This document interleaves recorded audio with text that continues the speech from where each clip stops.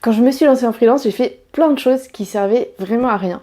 Et quand on se lance, c'est vrai que souvent on est un peu perdu. On a du temps parce que on n'a pas encore beaucoup de clients. Et on est prêt à tout faire pour essayer d'en trouver. Alors pour vous éviter de perdre trop de temps à cette étape, je vais vous expliquer ce que moi j'ai fait qui a vraiment servi à rien, mais à rien du tout.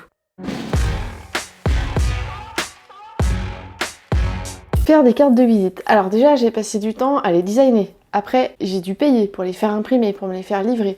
Pendant ce temps, j'allais pas à des événements de réseautage parce que je me disais, je vais pas avoir l'air sérieuse si j'ai pas de carte de visite. Donc en fait, ça me bloquait pour commencer mes actions de prospection. Et puis, je me déplaçais beaucoup en vélo et il fallait quand même toujours que j'ai un sac assez grand pour pouvoir avoir ma petite pochette avec mes cartes de visite. Donc ça me rajoutait une contrainte. Et franchement, voilà, ça m'a fait perdre du temps parce que tant que je les avais pas, bah, je restais chez moi. Ça m'a coûté un petit peu d'argent et franchement, ça me sert absolument à rien. Avec l'application LinkedIn sur le téléphone, c'est vachement mieux. Je vais vous dire, moi je préfère que quelqu'un me rajoute sur LinkedIn plutôt qu'il prenne ma carte de visite et qu'elle reste au fond de sa poche et qu'il oublie complètement mon existence. Sur LinkedIn, une fois qu'on est en contact, cette personne-là que j'ai rencontrée à un événement, elle verra mes posts. Si elle fait une recherche, elle me retrouvera. Et donc j'ai beaucoup plus de chances qu'un jour, cette personne-là que j'aurai rencontrée pense à moi et m'apporte une mission. Donc carte de visite, franchement inutile. Ouais, au début, j'avoue, je postais 4 fois sur Twitter tous les jours, aux mêmes heures. J'avais découvert Buffer qui me permettait de programmer mes posts à l'avance. Donc j'en programmais 4 par jour, ça faisait 20 par semaine. C'était beaucoup de travail, mais j'avais quand même du temps.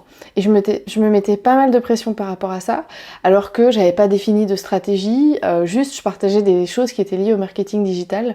Et évidemment, ça n'a rien donné, mais ça m'a pris pas mal de temps. Le seul petit avantage, c'est que ça m'a beaucoup aidé à faire de la veille, à structurer ça, parce que j'avais besoin de contenu que j'allais partager.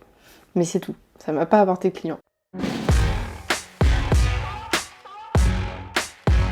Je me suis beaucoup pris la tête pour avoir un nom d'entreprise qui était original, qui était clair. Ça sert à rien parce que les clients s'en souviennent pas.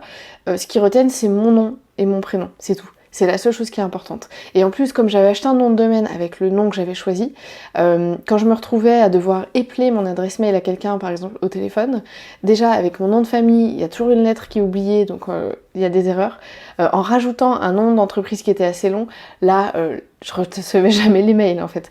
Donc franchement, pour commencer en freelance, il n'y a pas besoin de se prendre la tête à chercher un nom d'entreprise, vous avez un prénom, un nom, ça suffit. Les cartes de visite, c'est vraiment pas indispensable. Et publier sur les réseaux sociaux, bien sûr que c'est intéressant. Forcément, je peux que vous le recommander. Par contre, il faut bien réfléchir. Quel réseau social, pourquoi et comment aussi. Faut une vraie stratégie en fait. Par contre, il y a des choses que j'ai faites et qui ont vraiment été utiles, donc je vous conseille de les faire. Je vais vous dire tout de suite lesquelles. Parler avec un comptable. Tout de suite, lorsque je me suis lancée, je venais à peine d'ouvrir ma micro-entreprise, j'ai voulu comprendre les autres statuts pour savoir ce qu'il fallait faire après et pour être sûre que j'étais dans le bon statut en ayant choisi l'auto-entreprise. À l'époque, ça s'appelait comme ça. Donc, quand j'ai approché du plafond de chiffre d'affaires, je savais déjà qui contacter pour ouvrir un autre statut, je savais quel statut m'intéressait et comment faire. Donc, c'était hyper facile. Je vous recommande vraiment de faire pareil. Si vous êtes en micro-entreprise, que vous êtes lancé il y a pas longtemps ou que vous êtes même sur un autre statut, n'hésitez pas à échanger avec un comptable qui va vous permettre de vérifier si ce statut que vous avez choisi c'est bien le bon et qui va vous permettre de savoir quelles sont les possibilités pour la suite. Donc moi je vous recommande de contacter mon comptable qui est top, c'est l'expertcomptable.com. Moi je suis avec Corentin, mais il y a plein d'autres gens dans l'équipe qui connaissent tout ça très bien. Je vous mets le lien sous le site pour pouvoir les contacter.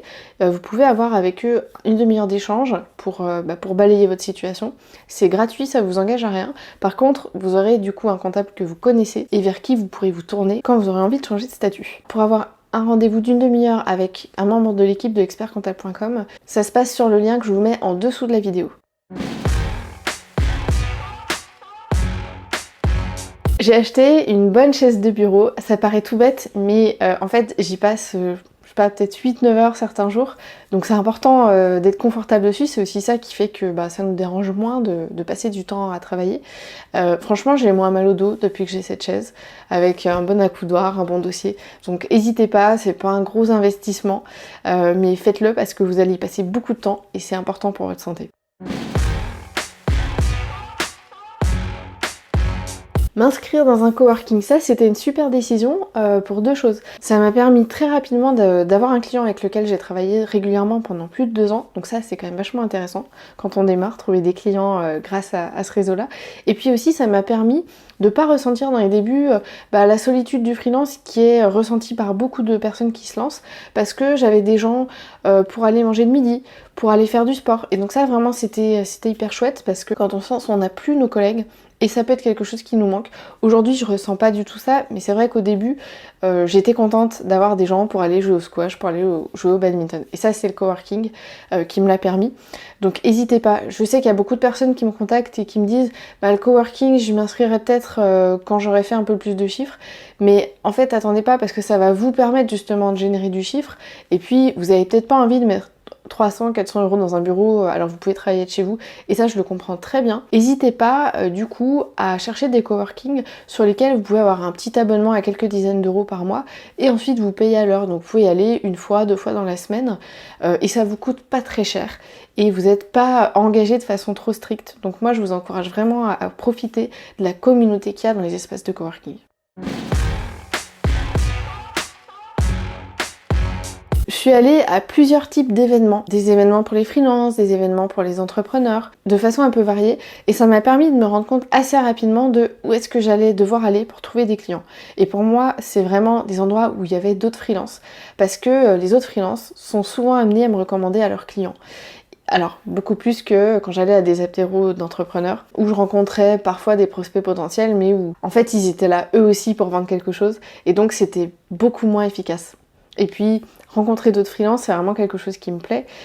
Au-delà du fait de pouvoir vous aider à trouver des clients, connaître des gens qui vivent la même chose que vous, c'est vraiment génial, parce que c'est des gens avec lesquels vous allez partager plein de choses en fait. Quand je me suis lancée, je me suis assurée que toutes les personnes que j'avais croisées dans mon passé professionnel, on va dire, soient au courant que je venais de me lancer et qu'ils sachent quel type de service je proposais.